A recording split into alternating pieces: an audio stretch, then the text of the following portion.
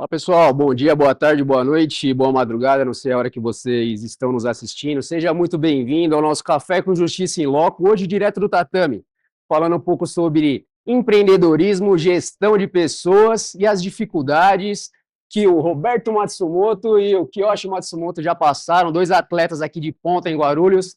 Obrigado, mestre. Obrigado. Seja muito bem-vindo, viu? Obrigado. Obrigado, Kiyoshi. Bom, hoje aqui é um bate-papo diferente, direto do dojo, direto do tatame. Fala um pouquinho pra gente aí, Roberto Matsumoto. Quem que é o Roberto Matsumoto? Fica à vontade pro público que nos assiste aí. Bom dia, boa tarde ou boa noite, dependendo do horário. É um prazer estar aqui. Robinho, amigo e aluno de longa data. Sim, ó. E assim, Roberto Matsumoto hoje é um professor de jiu-jitsu, né? Dedicado praticamente integralmente a isso, né? Já há um bom tempo, na verdade, integral, né? Mas que começou, né? Claro, começou como algo meio que muito amador, né? Sem muita perspectiva. Hoje, no meu caso, virou uma profissão de verdade, né? Então, o Roberto Matsumoto, para mim, ele tenta unir tanto a questão do esporte, né, que é o jiu-jitsu, que é uma arte marcial também, e a questão, né, do gerenciamento de vidas, né, de pessoas que a gente agrega. E eu acho que o mais importante também né, é frisar não só a parte, né, que te faz padrão, né, que é ensinar a luta, mas também valores para a vida. E eu prezo muito isso aqui na academia, não só na academia, mas na equipe, né? Valores, e eu acho que isso aí te leva para a vida inteira e é mais importante. O Kiyoshi, quantos anos, Kiyoshi? Tenho 15 anos de idade. Treinando quanto tempo já? Tô treinando há uns. Eu comecei bem novinho, mas eu parei um tempo. Mas desde quando eu voltei, eu tô há uns 4 anos treinando. Kiyoshi, quando você percebeu que você viraria atleta de jiu-jitsu? Ah, eu acho que foi quando eu fraturei meu dedo, né? Que, pô, foi um momento difícil ali, mas ainda assim eu queria estar lutando mundial, tudo. Eu consegui e ainda fui campeão ainda. Muito feliz. Legal. Que ano que foi? Foi 2023. Bacana, a gente vai falar bastante sobre a diferença aí de ser atleta, né, de ser competidor, as dificuldades, vou te perguntar bastante coisa nesse sentido, tá? Betão, mestre, quando o jiu-jitsu virou empresa para você? A partir do momento que você começa a ter filiais, vira uma empresa, né? Então, naturalmente, foi uma coisa que aconteceu, né? Porque as pessoas vão se graduando, começam a dar aula, né? Então, naturalmente, você tem que gerir isso também. Então, já é um bom tempo, mais de 20 anos. Então, acredito que a virada de chave mesmo foi na faixa preta, né? Porque é onde você já cria uma visibilidade mais robusta, né? Você já é preta, você já tem uma. Querendo ou não, a faixa preta é a faixa que te dá mais estabilidade, né? Nesse quesito, né? De você querer viver disso. Então, acredito que nesse momento que eu vi que tinha filiais, você tem que estar aprendendo a lidar não só com pessoas, mas com a forma de método, né, de quais os valores também que você quer agregar. A gente também preconiza muito a parte de competição, então você tem que fazer a galera pensar de uma forma parecida para ter rendimento. E acredito que a gente tem acertado isso aí, isso é bem visível, né? Nos resultados. E eu acho que tudo é tempo também, né? E você vai se aprimorando. Ô, mestre, você foi um dos grandes percursores aqui do esporte, né, no município de Guarulhos, e você deixou um legado, né? Eu queria saber como que nasceu a Matsumoto de la Riva. Na realidade, eu já sei. Quem não sabe é o público que nos assiste ali, que é um público, não só o público do direito, né? Mas como nasceu a equipe Matsumoto de la Riva? Vamos lá, né? Eu comecei no Jiu-Jitsu em 1997, com o professor Armando Conde, né? Em 2001, devido a algumas coisas internas que estavam acontecendo, preferi me desligar da academia, mas assim, acho que quando Deus tem um propósito grande pra gente, né? Eu acabei indo para no Rio. Tinha um amigo lá, né, que era de lá, ficou sabendo. Na época, na verdade, muita gente não sabe, mas eu ia parar de treinar, né? Eu ia deixar para lá o jiu-jitsu. Minha família não deixou. E aí esse meu amigo entrou em contato comigo e falou: "Não, cara, vem para cá, vem falar com o mestre aqui". E cheguei lá como faixa roxa, fiz uns treinos lá, o pessoal gostou de mim também, o mestre gostou de mim, e essa é a minha história, cara. Então, eu acho que começou daí, né? 2001, agosto de 2001. Eu tenho ido lá no Rio de Janeiro E aí trazer uma bandeira que não tinha em São Paulo, né? Na verdade. Todo o processo para mim foi válido, né? Desde a primeira academia que eu participei, até hoje que eu tô com o mesmo mestre, então acho que para mim tudo me ajudou, me agregou. Mas é claro que eu agradeço muito de ter conhecido ele, porque mudou minha vida, né? Minha carreira mudou depois que eu entendi algumas coisas que eu só sei é possível foi vendo com ele, né? Até pela linhagem que ele vem, da Carson Grace, da forma como ele é tratado no esporte, então foi muito importante. Mas com isso mesmo, era um faixa roxa, e aí 2001, 2002, finalzinho, né, eu já era faixa preta. Acredito que dediquei muito a minha vida a isso e não vejo mérito, só mérito não, vejo muita dedicação. A gente só vê o mérito, né? Primeiro campeonato de roxa em Mogi das Cruzes. Exato. Eu tava lá, hein? Tava, hein? Luta casada. Mestre Ricardo de la Riva. Fala um pouquinho dele pra gente. Quem que é, pra quem não conhece essa lenda? Bem, Ricardo de la Riva, né, pessoal, pra quem não conhece, o mestre, né, que nós chamamos ele carinhosamente, né, e assim que tem que ser tratado. É uma lenda do esporte, né? Ele desenvolveu uma posição que chama gancho de la Riva ou guarda de la Riva.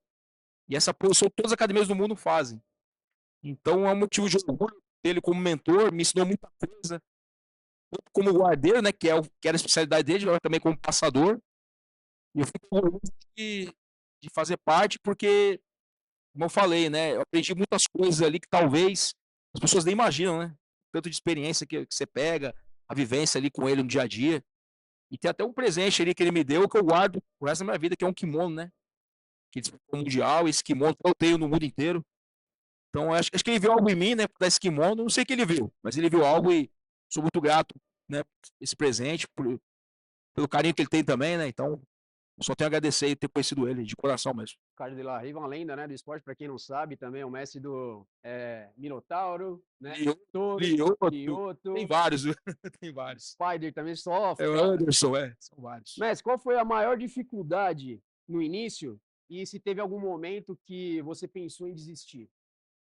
Olha, desistir, pensei muitas vezes, né? Na verdade, você pensa em desistir, mas é algo momentâneo. Eu acho que quando você gosta de uma coisa, você tem aquele pensamento, aquele lapso ali, mas o que acontece?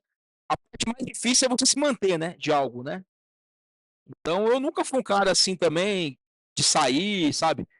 Eu sempre fui um cara assim que sempre preconizei mais as coisas do meu dia a dia, minha vida, sabe? Eu sou um cara muito assim caseiro também, então o mais difícil para mim era isso, você ter o básico, né, necessário. Porque o jiu-jitsu, uma época, não dava, nunca deu dinheiro, né? Hoje você consegue se, no caso, hoje me mantenho das aulas, sou professor, tudo, então demorou para isso acontecer também, né? Mas a parte mais difícil é você se manter. Até porque na época não tinha não sei estrutura, não tinha nada, né? Você não tinha rede social, não tinha nada. Era muito revista, né? Era coisas muito limitadas. Mas tudo passou, né? Eu acho assim, quando você ama uma coisa, você tem vários caminhos, e um deles é nunca desistir. Foi o que eu fiz. Me mantive e tô aqui até hoje. Mestre, hoje nós vemos aí grandes nomes do mundo empresarial entrando no jiu-jitsu e utilizando, hora ou outra, a filosofia do esporte para dentro do empreendedorismo e vice-versa, né? Ser faixa preta é diferente de ser empresário? Então, vamos lá. O faixa preta, na verdade, ele te dá muitos mecanismos para você ser um empresário, tá? Não significa que um empresário ele vai ser um faixa preta de jiu-jitsu. Mas se o faixa preta de jiu-jitsu ele quiser ser empresário, entendeu? As possibilidades também são grandes. Óbvio que são conexões muito parecidas. O empresário passa por dificuldades, o faixa preta também passa. O empresário ele vai ter que se reinventar, o faixa preta também precisa. Então acredito que são conexões ali que você com os dois mundos ali, muito bem acertados, dá para você ter uma vida boa e proporcionar para pessoas também, né? Porque você ter um negócio hoje, no Brasil principalmente, depende de muito você entender o que você está fazendo também, né? Eu acho que a pessoa pode gostar de você o quanto que for, né? Mas se você for um cara que ele sabe que não é capaz, você não vai ter tanta credibilidade. Quando você percebeu que era necessário aprender e desenvolver e estudar sobre gestão? Em que momento que você viu a necessidade? Então, eu acho que foi a partir do momento que você lidar com as diferenças. Então, há muito tempo já. Eu acredito que a gente acaba errando em algumas coisas, né? Tipo, mas a gestão, para mim, principal hoje, é eu ter pessoas que eu confie, né? Ao meu lado, entendeu? não é só a quantidade. Eu já tive quantidade já, e eu vi que para você formar uma equipe com o propósito que a gente criou, de ser campeã também, não tem academias que tem campeões pontuais, né? Um outro campeão. A gente é campeão por equipe. Eu acho que isso é uma coisa que não é todas as equipes conseguem, por quê? Porque você tem que agregar apenas aquilo que você realmente confia. Se você põe todo mundo na tua academia sem um filtro, você vai pagar o preço. Certo. E às vezes a gente foca só no monetário. Mas esse monetário ele vai escoando lentamente. O cara, qualquer um na academia, pessoas que são do bem, às vezes, não vai querer qualquer um ali, vai ter uma escolha natural. Então, para mim, foi esse o quesito principal, de você filtrar e não se preocupar só com o monetário. O monetário tem que vir, óbvio, não tem como não viver. Mas não Só pode que, ser o objetivo. só que se for só isso, você vai falir uma hora. Não digo falir por negócio, mas falir como pessoa. Você não vai ter crédito mais, fala, pô, o cara não tem filtro, não tem nada, e isso é uma coisa que eu sempre me preocupei. Até a conduta mesmo de professor, né? De como você lidar com os alunos, com as alunas, tá em voga negócio de assédio. Legal. Então é uma coisa que eu fico totalmente limpo nisso aí. Eu vou pegar um gancho agora nessa questão de professores e de gestão. Mestre, a gestão de pessoas não é fácil, né? Principalmente porque cada um tem uma cultura, cada um tem um ensinamento, e eu vejo que é você falar diversos idiomas, né? E eu acredito que para quem tem um nome que outra pessoa vai carregar, deva ser muito mais difícil, né? Como que você gere hoje quem vai ser o professor, o instrutor que representa o nome Matsumoto? E qual momento você chega ao ponto de falar, poxa, esse cara não dá mais porque não segue o regramento? Bem, o básico é óbvio, você dar uma aula decente, seguindo os princípios que a gente prega. A gente tem um sistema de aula que é totalmente, ele prioriza, né, você abranger etnias, idades diferentes, né? Então, o mais importante para a gente é isso. Você tem um propósito de abranger, de acolher, não de repelir. Uma coisa também que eu aprendi bastante é assim, tem que separar as coisas. O que eu não tolero dentro da nossa equipe, assédio. Se algum professor nosso for acusado de assédio, ele está fora, como já aconteceu. Não tem conversa. Certo? Até porque eu sou parte disso. Se tiver algo contra mim também sobre isso, eu vou pagar o preço. E eu prefiro. Mesmo porque seu nome está atrelado, né? A questão do Exato, gestor dessa empresa. Né? exato. E não é também que esse papo furado, né? Que a galera fala, não, mas eu deu mole. Cara, o que é dar mole? É você não se pôr respeito.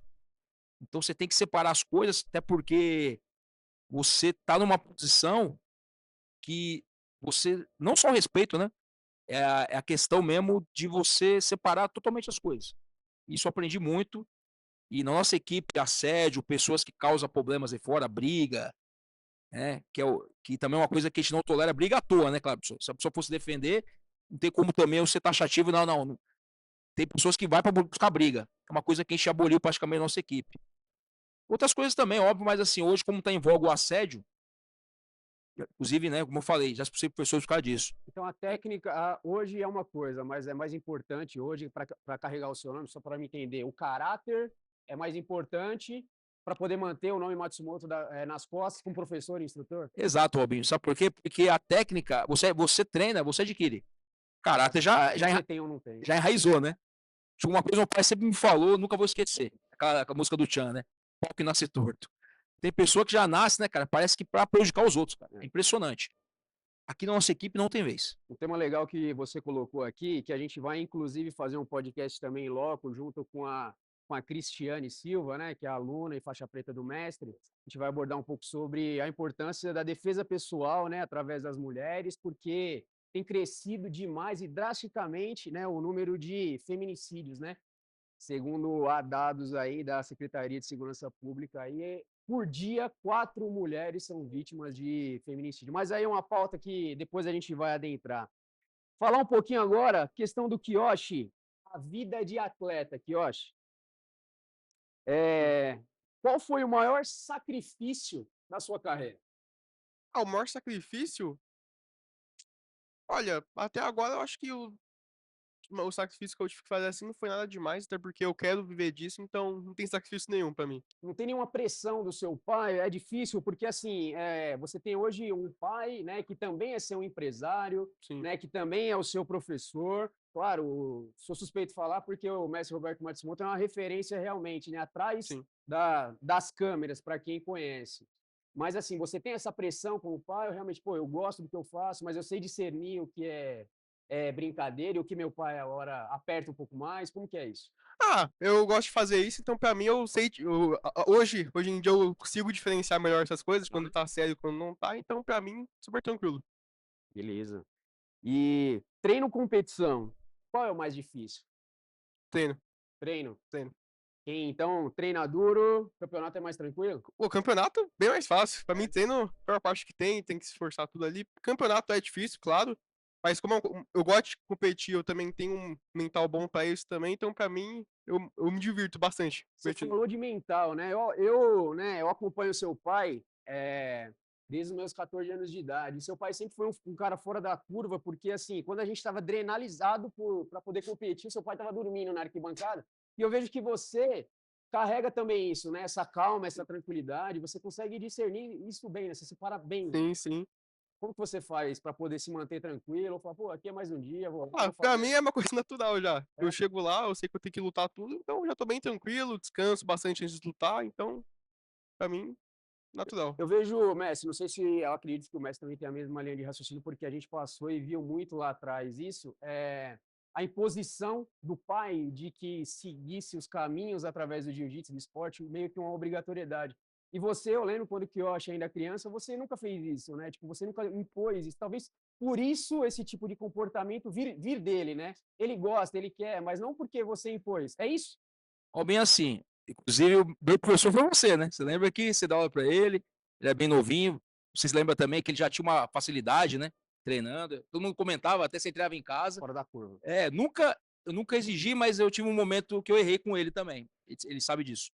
De eu cobrar, porque eu sabia o potencial dele, só que eu, talvez, essa experiência eu não tinha tido ainda. De ter um atleta tão precoce, eu querer cobrar muito, sabe? Mas ele já era agora já mais adolescente. Mas eu aprendi muito e ele sabe que isso foi uma coisa que eu conversei com ele depois, nós, assim, né? Eu cometi esse erro porque você quer forçar uma coisa que não é naquele tempo, às vezes. Ele é super talentoso, mas ele tem etapas na vida, né? E ele me fez aprender até isso, porque é uma coisa que eu não tinha passado ainda. Então, um atleta tão novo, com tanto potencial, e você quer acelerar esse processo, mas não. Eu sinto que ele tem que ter a adolescência dele também, curtir as coisas dele. Mas eu acho que quando você cobra muito uma coisa que te faz falta, não, eu não consegui, ele tem que conseguir. Já tô errando nisso. A gente conversou até outro dia sobre isso. A gente tem vários O planos. sonho tem que vir dele, É, não é o seu sonho. exato, porque, por exemplo, né, Robinho, se ele chega e fala assim, rapaz, eu quero ser mais professor agora, eu não quero ser o campeão mundial que a gente idealizou. Tudo bem, entendeu? Eu não posso querer dele algo que para mim faltou, que foi meu sonho também, ser campeão mundial no adulto. Eu cheguei dos melhores, mas não fui. E eu tenho que viver com isso. Pegando esse gancho, mas o que você almeja na carreira profissional dele? Depois eu quero ouvir dele o que ele almeja. Amigo, primeira coisa, eu quero que ele viva bem de jiu-jitsu, mas não viver bem só por causa da questão de ter um Certo. financeira. É ele conseguir agregar a parte de atleta que ele já está fazendo. Quando ele se tornar um professor de verdade, já está pronto. Não esperar ser um campeão para ser um professor. Ele já ajuda nas aulas também da criançada e já está tendo essa experimentação já Tá. natural. Mas o que eu quero de verdade dele é que ele seja sucedido nessa forma que ele está almejando. Ele tem sonhos de algumas competições, eu também tinha, então eu acho que isso aí é muito parecido. A questão principal a gente está preparado para outros campos também. Então vamos no exemplo que tudo que a gente planejou não aconteça. Tá. Qual que é o plano B, por exemplo? Se tem um plano B, as aulas. Todo professor, né, todo atleta vira um professor, o que aconteceu comigo. E acredito que, claro, ele vai ser mais bem sucedido do que eu fui competitivamente, ele já é, já. Porque ele com 15 anos aqui em Guarulhos, nunca existiu alguém igual ele. Nunca existiu, né, garoto? Já ganhou 5 mundiais CBJE, já ganhou 6 brasileiros, 2 do BGF, nunca teve alguém igual ele. Tá. Só que, óbvio que isso é só o começo. A gente não passou todo o calvário ainda. Mas eu quero que ele seja feliz no que ele faça. Perfeito. E Feliz. você, qual que é o seu objetivo como atleta aqui, ó? A gente já sabe, já ouviu o seu pai, que é empresário, e o seu professor e sua referência também. Fala aí. Ah, dentro do jiu-jitsu eu quero ser campeão mundial, na faixa preta adulto, na BGF. E pra mim essa é a minha maior meta. A maior federação do esporte. Sim, sim. Você tem diversos títulos, eu sei que, meu, se a gente ficar falando aqui a sua biografia, mesmo jovem aqui, a gente vai ficar até amanhã. Mas fala pra gente aí, quais são os maiores títulos? Se você puder até quiser mostrar aqui as suas medalhas, pode levantar, fica à vontade. Ah, pra mim o meu maior título é o brasileiro da BGF, né? Cadê? É esse daqui mesmo. Tá. Ganhei na faixa laranja, 4 lutas. Lutei com os melhores da minha categoria, consegui ser campeão. Até 15 anos de idade, isso aqui é o mais difícil que tem, então, sem dúvidas, é o maior campeonato que eu tenho. Tá, você já foi campeão mundial, campeão paulista. Já fui campeão mundial, paulista, Resume um pouquinho internacional, esses outros títulos pra mim. Campeão mundial no Gui, sul-americano, cadê? Pan-americano. Esse aqui também o Ocular Fight. Esse Tá. aqui. Outro Pan. Brasileiro. Cadê? Paulista, internacional aqui também. Perfeito. TF. TF Strão também. O brasileiro que você foi campeão foi aonde que você disputou? Foi em Barueri, foi. Barueri. Barueri. Eu lesionei minha. Depois de velho, fui querer inventar competir. Eu achei que a coluna treinando pro brasileiro, mas foi aprendizado também. Sim. Parabéns, viu, pelos títulos, pela sua carreira. Meu, fora da curva, né? Quantos anos você tem? Tenho 15. Pô, só 15 anos. Hoje você tem patrocínios? Tenho. Quantos patrocínios você tem e quem são? Eu tenho Cozinha Mineira. Eu tenho Pé Demais. Eu tenho Físio, a Lari também. A Nutri. A Fisiotalita. Eu tenho barbearia, o Honeycut. Tá? Eu tenho Nação Jiu-Jitsu. Essa gestão, mestre, em relação à parte empresarial, né, para a estrutura de patrocinador, você que faz, você que cuida? Na verdade, eu e a mãe dele, né? Tá. Que nem alguns patrocinadores são da equipe, né? A galera viu ele, procurou, né? Tipo, falou, ó, dá uma força para ele e tudo.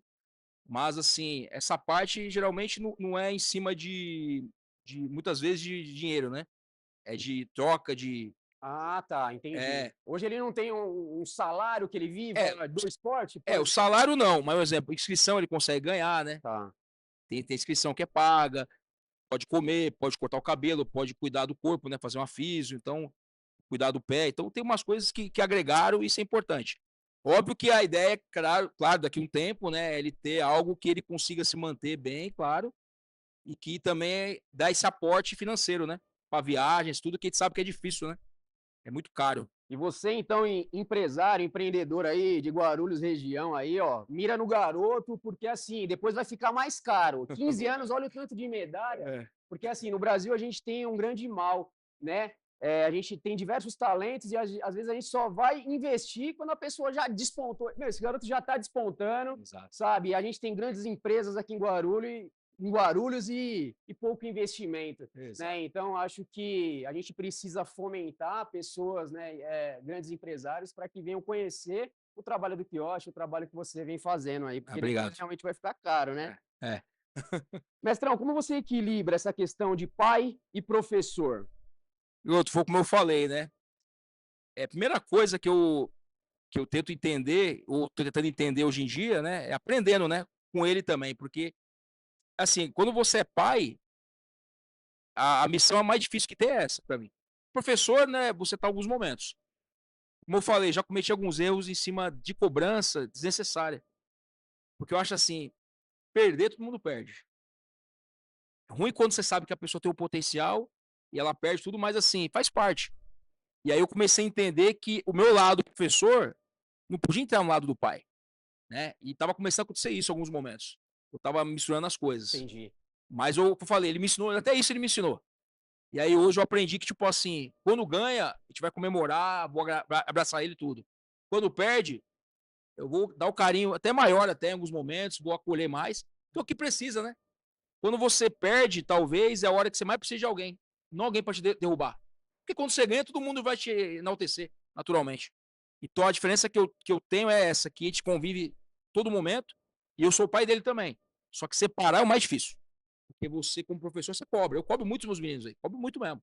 Ele sabe também, eu cobro também, mas assim, eu aprendi a separar e cobrar de acordo com cada um. O que cada um quer no momento, cada um, ele é muito novo, então eu sei que vai cometer erros normais. Só que aí a gente acaba cometendo esse deslize de forçar as coisas muito cedo. Uma coisa que você falou, e na realidade ele falou, né, que eu gostei muito do exemplo e a naturalidade que você explanou, a questão do sacrifício. Não é sacrifício nenhum porque eu gosto do que eu faço. Pô, isso é um aprendizado para muita gente, né? Porque sabe por quê? Com a sua simplicidade, você demonstra que a gente tem que curtir realmente o momento. Às vezes a gente fica muito em busca de algo, esperando que a felicidade só vai chegar quando a gente conquistar algo. Esquece de viver o momento, né? E você, com a sua simplicidade, mais uma vez, você demonstra isso. Isso é importantíssimo, porque amanhã, quando você... Amanhã não, né? Você já está ensinando, né? Você já é um docente. Não é o que você fala, né? Eu acho que as palavras convencem, mas o exemplo, ele arrasta, né? Então, o seu pai, ele, por mais que ele tenha uma boa retórica, o exemplo dele, o caráter dele é o que faz, né, pessoas, né, às vezes muito mais velhas do que ele de idade, seguirem ele como exemplo e referência. Você tem essa percepção também ou não? Sim, sim, eu também tenho essa percepção. Eu acredito que a falar também ajuda bastante, mas o jeito que a pessoa age também, pra mim, isso é muito importante, o caráter também. Então, pra mim, essa é a parte principal. Legal, porque assim, seu pai explanou, e para quem às vezes está assistindo não tem essa percepção, assim, o dojo realmente eu enxergo e eu interpreto que isso aqui é um templo sagrado, é um local de respeito. Então, pô, tem mulheres, tem homens, por mais que tenhamos diferenças, aqui tem que o respeito ele tem que ser muito além, né? E seu pai, ele sempre foi esse cara, ele sempre pregou isso. Então, e eu vejo que através do exemplo, você conseguiu, sabe, transferir um legado, e assim a gente vai deixar, né, mestre? Mestre, você já teve algum momento de conflito no treino? Que você teve que intervir já, tipo, pô, que os ânimos se exaltaram de alguma forma, que você fala, pô, isso aqui fugiu, fica à vontade para poder... Ah, já, algumas vezes, né? E aí a gente tem que ser um pouco arbitrário também, mas também, né, um pouco consciente do que aconteceu. Já aconteceu e me ensinou bastante também. Uma coisa eu aprendi, sempre vai ter o lado que vai falar que o outro tá errado, né? Então, se acontece no tatame e os dois chegam a vias de fato alguma coisa, os dois tomam uma suspensão, ficam um dia em casa. Dependendo como for, se eu for obrigado a desligar, eu vou ter que desligar. Tá? Mas eu acho que tudo é uma questão de conversa, né? Eu acho que não é uma coisa comum, tá? Talvez a gente imagina, nos meus, 20 e poucos anos dando aula, aconteceu isso no máximo aí 2, 3 vezes. Eu presenciei É, uma vez só é. e... E hoje em dia é mais difícil, até porque quando você pega o feeling, tem pessoas que você sabe que pode sair rusga com alguém ali no momento. Já se previne. Já não deixo nem treinar os dois ali, já separo. Porque aí você também tá jogando gasolina no fogo, né? Você sabe que pode acontecer e você. Ah, não, não vai acontecer. Aí você ser muito inocente também. Tem coisa que é meio previsível, né? Mestre, falando um pouco de leis, de empresas, de burocracia na parte de ser empreendedor no jiu-jitsu, Sim. abrir uma academia hoje no Brasil é simples ou é complicado? E quais os impostos que pesam mais hoje para o empreendedor dentro dessa área? É aquele negócio, né? Você montar uma academia no Brasil, o mais importante para mim é o que falta às vezes. É a pessoa saber o que tá fazendo. Ela vai porque, não, porque tá na moda agora, né? Academia, tem que treinar. Mas eu acho o mais importante é você ter conhecimento de fato daquilo que você vai entrar como mercado. Óbvio que as tributações é complicado, por quê, né? Porque mesmo você prestando serviço, né? Sendo prestador de serviço, a gente sabe que tem impostos que vai vir todo ano, né? Então você manter um CNPJ ativo, né? Tem impostos padrões ali, né? Que você tem que pagar em relação à própria questão mesmo do que você faz, por exemplo, que é uma federação. Então, acho que assim, eu acho que mesmo assim vale a pena. Eu demorei bastante para ter uma academia, porque eu era prestador de serviço, né? Fiquei muito tempo assim também. Hoje eu presto serviço também, mas é uma coisa mais local, né? Eu sempre dei aula em academias, era bom, né? Você me manter, mas não é igual você ter um lugar que você gere ele e você tem sua metodologia e o teu pensamento. Por isso que deu super certo.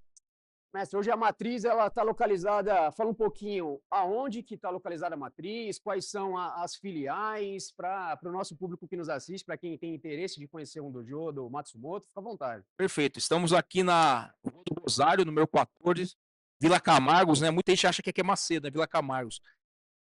Sobre loja, tá? A gente está bem localizado, a gente está próximo à Via Dutra, está próximo aqui à ponte na Estaiada, que dá a mão ali também para sentido do Rio de Janeiro, Conselho de Guarulhos, na verdade bem próximo aqui a Paulo Facini, que é um ponto bem tradicional aqui de Guarulhos, né? Estamos bem próximo a Paulo Facini, então é um ponto bem localizado. Eu acredito que esse ponto aqui é um ponto especial, porque essa região sempre dei aula aqui, gosto muito dessa região aqui, Macedo também, bom clima, né? Então acho que Papai do Céu já sabia o lugar que eu ia continuar meu legado e Tá? pretendo continuar aqui. Mestre, então, para aquele jogador de bola de final de semana que queira conhecer o jiu-jitsu, às vezes as pessoas querem conhecer um esporte de contato, de fato, mas aquela atividade ele fica meio preocupado, poxa, de não se lesionar e tal, porque o objetivo dele não é competir, mas ele quer fazer uma atividade, mas fica meio receoso. Ele consegue vir aqui no tatame conhecer essa arte marcial sem esse tipo de risco? Você tem um treino diferenciado para esse público? Como que é? Então, a ideia toda é sobre agregar, agregar, né? Se você tem uma coisa que vira seleção natural, você não está fazendo isso como algo tão útil assim, né? Porque você limitou um nicho ali. Então, qualquer um que chega aqui, por exemplo, um iniciante, ele vai conseguir treinar, porque Legal. é de acordo com a realidade dele. Ah, tem o competidor, a realidade dele é essa. Tem as crianças, outra realidade. Então, a gente tem nichos aqui na academia que é importante. Todo mundo aqui é bem-vindo e vai se enquadrar no Perfeito. tipo de cultura, né? A cultura do competidor, a cultura do lifestyle, a cultura do treino, né, de infantil, que é um treino muito mais voltado para eles estarem aqui, né, agrupados, para estar junto uns com os outros, aprender sobre conduta, sobre respeito. Então, todo mundo aqui é bem-vindo. Legal. Então, você que tem interesse de conhecer, né, mais um pouco desse esporte, né, vem, faz uma visita sem compromisso, né, tenho certeza que aqui você vai ser muito bem acolhido, talvez aquela pessoa que fica um pouco mais retraída por conta da esposa, vem junto, traz a esposa, traz a família, a gente tem muita família aqui, né, que treina junto, né, mestre? Na verdade, a nossa máxima de divulgação é as famílias, né? Show. Porque vem, por exemplo, meu filho está aqui comigo, então tem pessoas aqui que já está trazendo a segunda, terceira geração, já vem neto, já vem filho, já vem irmão, já vem primo. Então, para mim, o mais importante é o que você agrega em valor familiar também. Onde a minha família pode estar é uma coisa boa para mim. Isso eu aprendi. Minha filha pode estar lá, que é bom. Perfeito. Kiyoshi, vamos fazer um bate-bola rapidinho? Eu Beleza? pergunto, bom, que diferencia um bom atleta de um campeão? Disciplina. Disciplina, poxa, pesado, hein? Caramba! Ó, e eu vejo muito isso no esporte, cara, porque isso eu levo para a vida, né? E também na carreira militar é muito isso, mas assim, do esporte jiu-jitsu, a hierarquia e disciplina é para vida. Se o cara não tem, ele não para em lugar nenhum, ele não fica em lugar nenhum, ele não consegue fazer nada direito, né? É isso? É esse Isso entendimento? mesmo. Talento ou disciplina diária? Porque, poxa, eu já vi que você é talentoso e também é disciplinado. O que pesa Disciplina, mais? disciplina. 100%. Disciplina. O jiu-jitsu ajuda na vida fora do tatame, Kiyoshi? Ajuda na própria disciplina mesmo, como eu já tinha falado já. Ajuda na confiança, ajuda na parte física também, condicionamento, tudo. Conselho para quem você deixa, para quem gostaria de virar um atleta profissional ou já tem você como referência no esporte? Olha lá para a câmera e fica à vontade, esse é seu momento. Nunca desista. E tem disciplina. Legal. E o seu próximo objetivo em relação à competição? É o brasileiro. O brasileiro é Brasileiro. aqui, Em Barueri. tá? E Eu você vou de almeja Pelotas. ir para fora do país esse ano, não? Como que tá? Eu quero viajar pra fora do país só no que vem mesmo. Para o trabalho europeu e o mundial. Tá? E vocês estão abertos à receptividade em relação a novos patrocínios? Sim, sim, com certeza. Fica à vontade, mestre, para poder com quem entra em contato, quem procura, como te acha, como que acha o quiosque, se é nas redes sociais. Perfeito, ó, pra encontrar a gente, assim, nas redes sociais, o meu é Matsumoto Roberto, né, invertido, sobrenome por nome, e o do Kiyoshi é Kiyoshi, né, com Y, é K-I-Y, tá, não é K-Y, né, K-I-Y, O-S-H-I, Kiyoshi Matsumoto BJJ, né, pode ter contato Pelas redes sociais. redes sociais, e também a gente tem o WhatsApp aqui da academia, né? Tá bem acessível lá no Google também. Se alguém quiser em contato, tá por lá. Ou vir aqui na academia para conhecer, né? Porque eu acho que alguém que vai querer patrocinar, eu acho o mais importante é conhecer o que tá, as pessoas que estão ao redor, né? Porque se vai colocar algum valor, principalmente monetário, tem que ser em pessoas que você veja ali uma perspectiva, né? O tipo de trabalho que faz, se é sério mesmo. Então, acho que mais justo é estar tá convidando um potencial patrocinador a conhecer a gente, a ter contato. E vai ser de muita valia, tá? Eu acho que esse é um diferencial que o atleta acaba tendo, né? Patrocínio melhor e vai agregar muito. Bom, mestre, ficaremos horas aqui, né, falando sobre o esporte, falando sobre carreira. né? Passou muito rápido.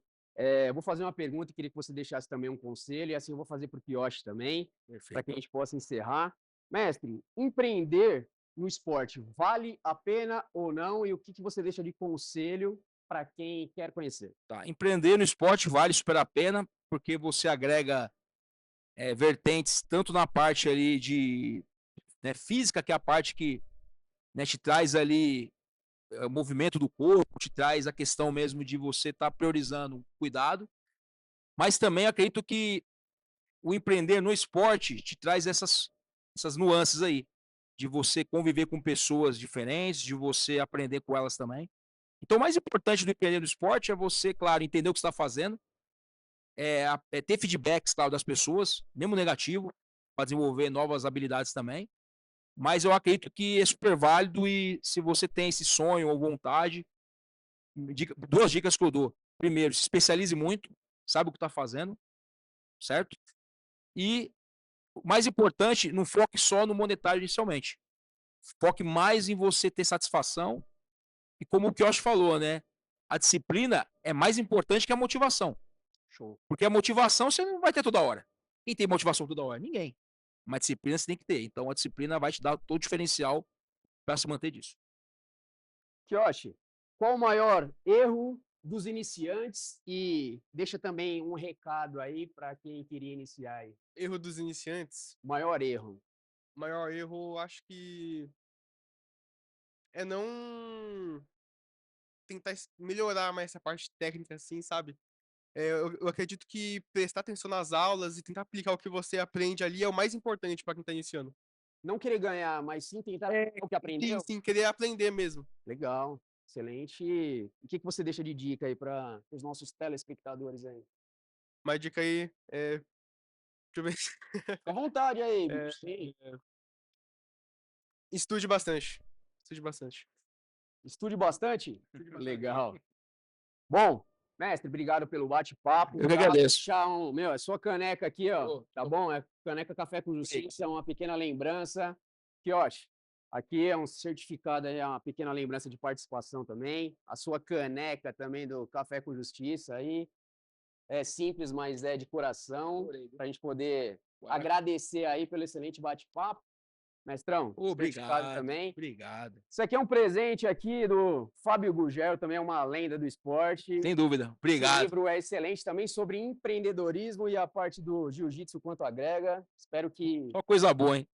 Espero que seja muito bom aí a sua leitura. Então, hoje a gente aprendeu aqui, pessoal, um pouquinho sobre disciplina, família, estratégia, mentalidade, com o Roberto Matsumoto e o Kiyoshi Matsumoto. Obrigado pela participação aí, podcast Café com Justiça em Loco. Nos vemos no próximo Em Loco. Abraço!